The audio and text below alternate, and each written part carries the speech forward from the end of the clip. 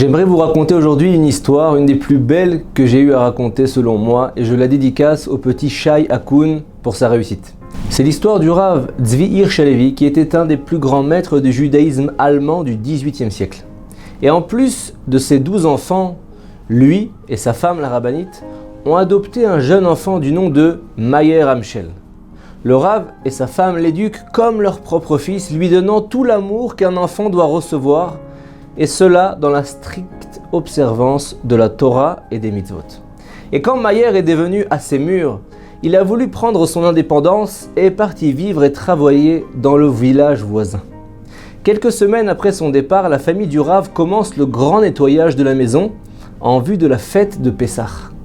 La veille de Pessah arrive, c'est le moment de la Bdikat Hametz, la recherche du Hametz qu'on fait le soir. La recherche démarre, le Rav passe évidemment dans toutes les pièces de la maison et quand il arrive à son bureau, au moment de vérifier la présence ou l'absence de Hametz, de pain, dans les tiroirs de son bureau, il se rend compte qu'une enveloppe d'argent de 100 roubles a disparu. C'est une enveloppe d'argent qu'il cachait et mettait de côté en prévision du mariage de sa fille aînée qui avait lieu dans 2 mois. Tous les membres sont stupéfaits, les membres de la famille. Personne d'autre en dehors du cercle familial ne connaissait l'existence de cette cachette. Et à contre-cœur, ils imaginent le pire. Et les soupçons qu'ils ont ne peuvent se reposer que sur Mayer, leur fils adoptif. Et comme par hasard, c'est 2 semaines après son départ que l'on découvre que l'enveloppe a disparu. Imaginez, le Rav ne voulait pas aller voir son fils. Il n'acceptait pas l'idée qu'il puisse être le voleur de l'enveloppe. Mais la rabbinite insiste et convainc le Rav d'aller l'interroger pour en avoir le cœur net. Car en effet, cet argent devait servir à marier leur fille. Le Rav va donc voir son fils et lui explique la raison de sa visite et lui pose la question. « Est-ce toi, mon garçon, qui a volé cette enveloppe ?» Mayer prend un temps de réflexion assez long. Et au final, Mayer lui avoue avoir effectivement volé les 100 roubles. Il se met même à pleurer et supplie son beau-père de lui pardonner.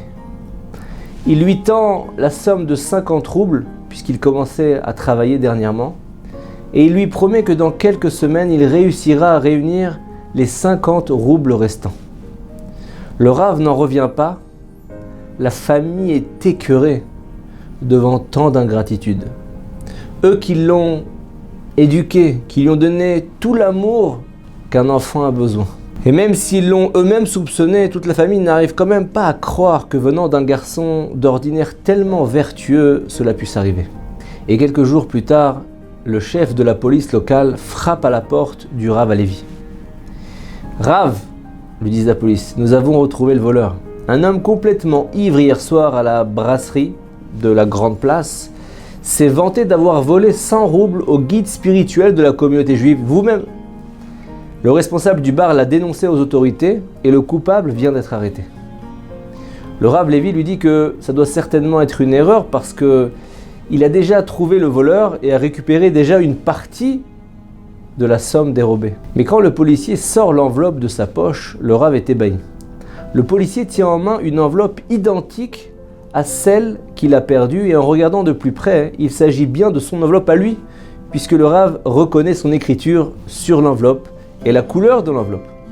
Il remercie le policier et referme la porte de la maison. Toute la famille est devant lui, sans mots, et surtout très embarrassée par cette nouvelle vérité. Qu'est-ce qui se passe ?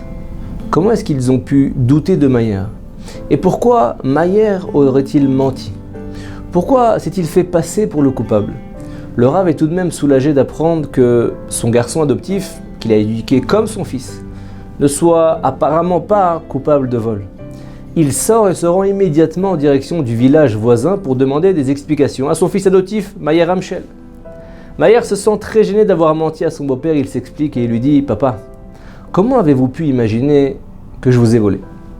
Moi qui vous dois tant, moi qui vous dois tout. » Et les larmes aux yeux, Mayer Amschel continue et dit « En fait, quand j'ai appris que la somme prévue pour le mariage de ta fille a été dérobée, je me suis dit que c'était l'occasion pour moi de payer ma dette envers vous. Enfin, j'ai vu votre détresse.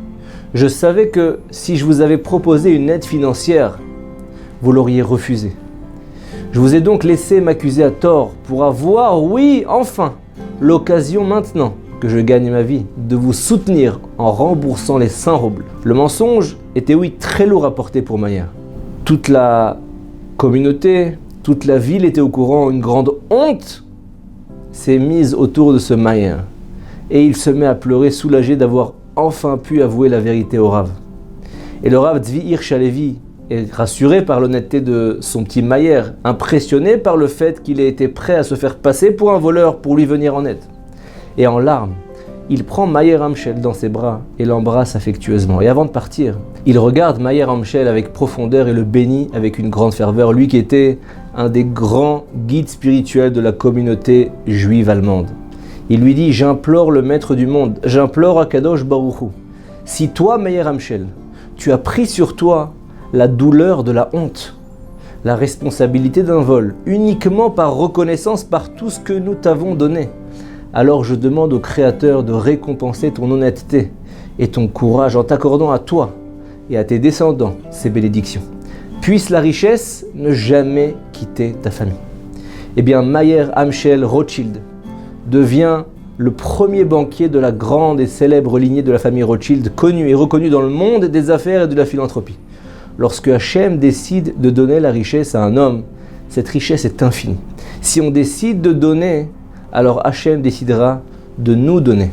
La force également, on voit dans cette histoire, de la reconnaissance. Shabbat Shalom. Les éditions Torah Box, c'est des dizaines et des dizaines de livres pour les petits comme les plus grands, sur tous les sujets de la vie juive et abordés de manière accessible à tous.